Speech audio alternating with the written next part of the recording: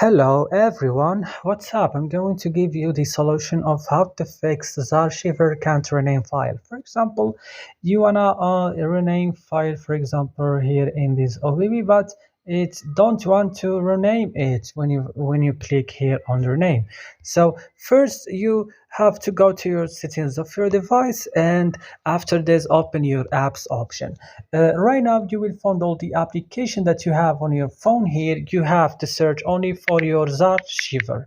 Open your Zarchiver when you find it, and then you have to click on it. You should come direct to your after this to your storage option. Click just on clear cache here, and right now you have to back and click on first stop. Click OK, and then go direct to your Play Store or App Store, whatever you use, and update your Zarchiver on the last version.